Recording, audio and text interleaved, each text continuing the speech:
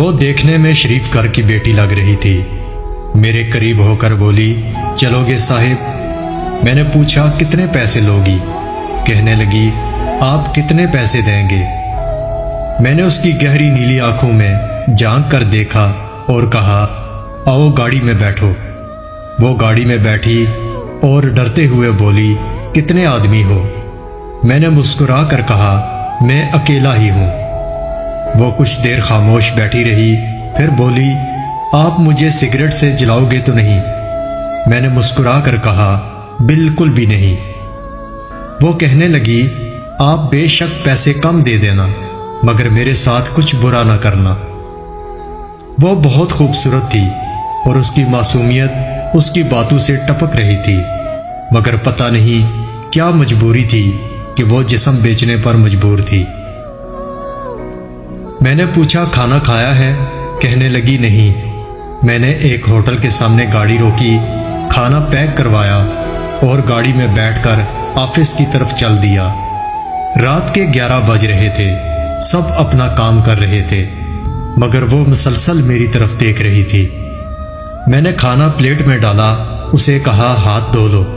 وہ کہنے لگی، مجھے نہیں کھانا۔ میں نے پیار سے کہا، ڈرو نہیں، تمہیں کچھ نہیں ہوگا۔ وہ ہاتھ دھو کر آئی، میرے سامنے کرسی پر بیٹھ کر کھانا کھانے لگی۔ جب کھانا کھا لیا تو جو کھانا بچ گیا، کہنے لگی، میں یہ گھر لے جا سکتی ہوں؟ میں نے مسکرا کر کہا، بالکل بھی نہیں۔ وہ چپ ہو گئی۔ وہ اپنا برقع اتارنے لگی تو میں نے کہا، رک جاؤ اور میرے پاس آ کر بیٹھو۔ وہ حیران تھی، پھر بولی، آپ جلدی سے اپنا کام کریں اور مجھے واپس چھوڑ کر آئیں۔ میں نے سنجیدہ ہو کر کہا، میں تم سے یہ نہیں پوچھوں گا کہ تم کیوں جسم بیچتی ہو، میں تم سے بس اتنا پوچھتا ہوں کہ کیا تم یہ سب چھوڑ سکتی ہو؟ وہ میرے چہرے کی طرف دیکھنے لگی اور بولی، آپ مجھے پاگل لگ رہے ہیں۔ میں نے اس کی آنکھوں میں دیکھا اور کہا، ہاں میں پاگل ہی ہوں۔ وہ کہنے لگی، اگر کچھ کرنا نہیں تو مجھے واپس چھوڑ کر آؤ۔ میں نے اس کے سر پر ہاتھ رکھا، پھر 20,000 نکال کر اس کے ہاتھ پر رکھے۔ وہ کہنے لگی، آپ کیوں دے رہے ہیں؟ میں نہیں لیتی پیسے۔ میں نے اس کے چہرے پر ایک تھکن محسوس کی تھی۔ وہ آنسو رو کے بیٹھی تھی، بار بار یہی کہہ رہی تھی، مجھے واپس چھوڑ کر آؤ۔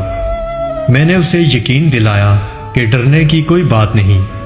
پھر میں نے کہا، اچھا یہ بتاؤ، زندگی نے بہت درد دیا نا؟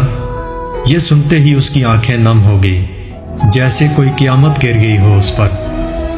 میں سمجھ گیا تھا کہ کوئی بہت بڑا درد لیے گھوم رہی ہے۔ وہ کہنے لگی، میرا شوہر مر گیا ہے، 3 بیٹیاں ہیں، سسرال والوں نے نکال دیا، ماں باپ فوت ہو چکے ہیں، کوئی بھائی بہن بھی نہیں ہے۔ ماموں کے گھر گئی، ماموں کے بیٹے نے غلط نظروں سے دیکھنا شروع کر دیا۔ مامی کو بتایا تو انہوں نے دھکے دے کر گھر سے نکال دیا۔ دور کے ایک رشتہ دار نے ایک بوڑھے آدمی سے میری شادی کر دی، اس کے بھی بچے تھے۔ اس کے بچوں نے مجھے بہت ذلیل کیا، پھر وہ شوہر بھی فوت ہو گیا۔ میں بیٹیوں کو لیے در بدر بھٹکنے لگی، نہ چھت تھی نہ روٹی تھی، بھوک کی وجہ سے سڑک پر کھڑی تھی۔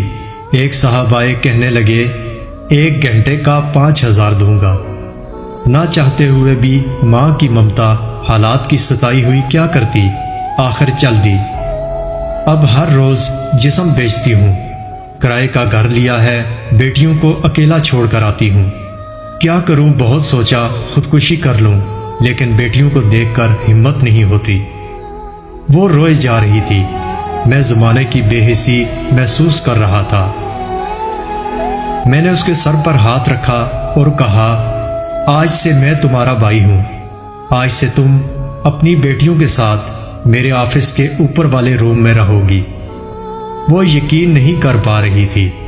میں نے اسے گاڑی میں بٹھایا اور اس کے گھر چلا گیا۔ بیٹیاں سوئی ہوئی تھی، بہت پیاری تھی۔ وہ مسلسل روئے جا رہی تھی اور کہتی، آپ انسان نہیں فرشتہ ہیں۔ وہ دعائیں دینے لگی۔